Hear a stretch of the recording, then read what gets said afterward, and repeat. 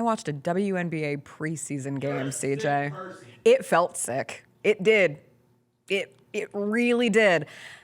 Next thing I knew, though, I was watching the Indiana Fever play the Brazil national team at the University of Iowa, hosting the great Caitlin Clark back in that arena. The crowd was incredible. Sunday afternoon, Iowa City, 15,000 people were there to watch this game. Did you have any doubt that crowd would be incredible? No, but there is something to be said about, it's just a reminder that it's everything. This was her first shot of the game. Logo 3. No place like home. Keep it comfortable. Like, Caitlin Clark continues to be one of the greatest shows in sports. From the Caitlin Clark. The point at Russo on the call, she's from if you don't know, that spot on the court is her number 22, and that is where she had the shot that broke the NCAA women's basketball scoring record. This play just shows how the Fever completely retooled their roster this offseason and now have a functioning rotation. Sophie Cunningham, one of those additions, DeWanna Bonner, another. But I do want to go back to the Caitlin Clark of it all, because the Caitlin Clark show is very real. And Caitlin Clark's ability to rise to the moment and put on a show is remarkable. This was a preseason game. Like, I'm not trying to make anything more of it, but from a standpoint of her coming back to Iowa, knowing the expectations that those fans had watching the Indiana Fever play the Brazil national team, not a lot of names on that Brazil team that people were going to be familiar with, not a built-in rivalry, not any other players from around the WNBA. Those fans came to see Caitlin Clark. And what does Caitlin Clark do?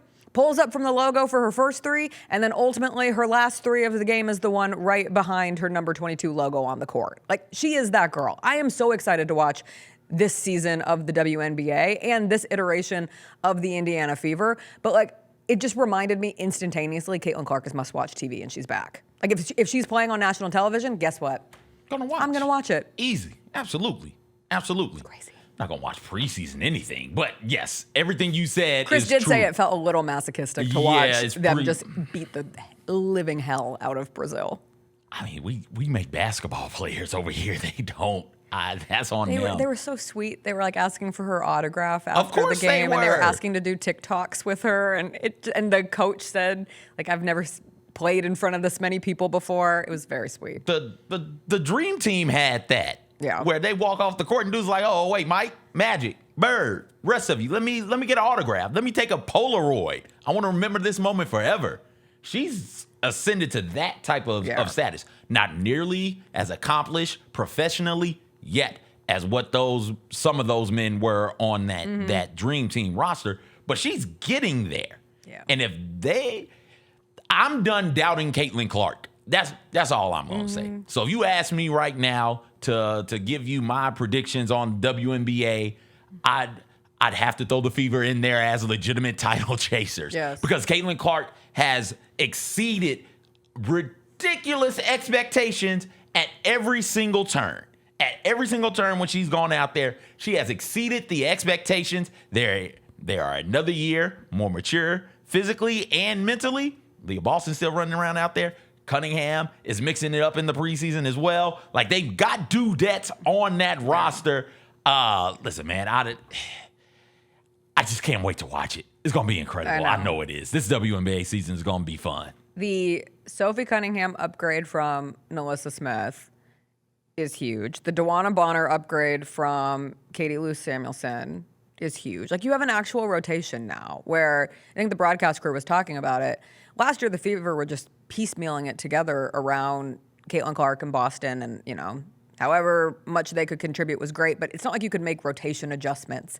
Now they have options for the 5-woman rotation that they throw out based on different matchups that they get. And you saw that clip that we showed, like the ball movement. We never saw that ball movement from the Fever last season.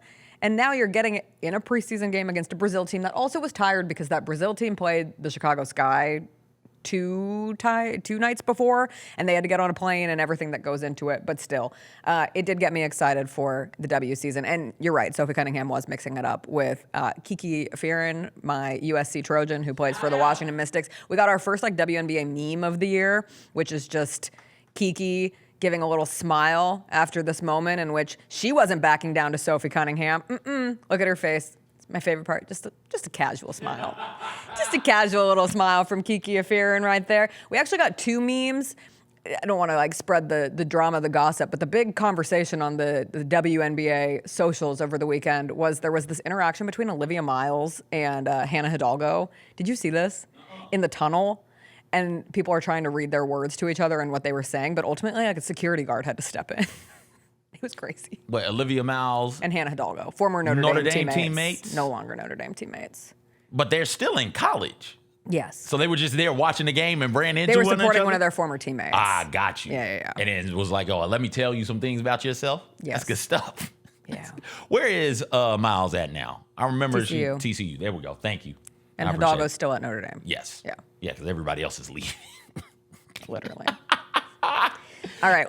What's up with the Valkyrie? Devastated. Oh.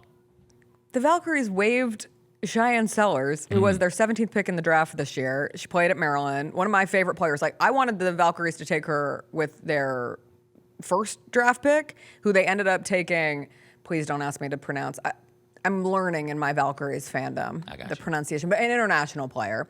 And they end up getting Cheyenne Sellers at 17. And there had been some questions about her health going into the WNBA draft process and coming out of college. But her team, her dad, her sister, many people on social media have said throughout the week, she's healthy. She's completely healthy, which means the Valkyries just decided to move on from her. And it does create this, if you're new to the WNBA conversation, it can seem absolutely absurd that the 17th pick in this year's draft was waived before they even played their first preseason game. But this is what happens every single year. However, the point of expansion was so that this would happen less, or one of the many points of expansion. But I think it just clearly shows a need in the WNBA to expand rosters. That's the next step. Well, you got to find the finances for it. Yeah, I'm sure she can. But this we talk about it every single year after the WNBA draft.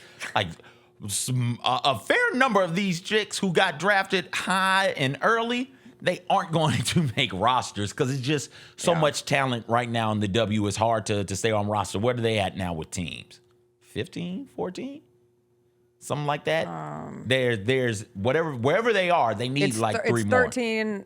It's 14. No, I'm sorry. It's 13 with the addition of the Valkyries. And then next year when Portland and Toronto get added, then we're up to 15. There we go. Yeah. So it's need about 5 more for all the talent. Yeah. There's a talent surplus right now in the W, and there aren't enough teams to field the talent that is very clearly in women's college basketball and women's hoops in general.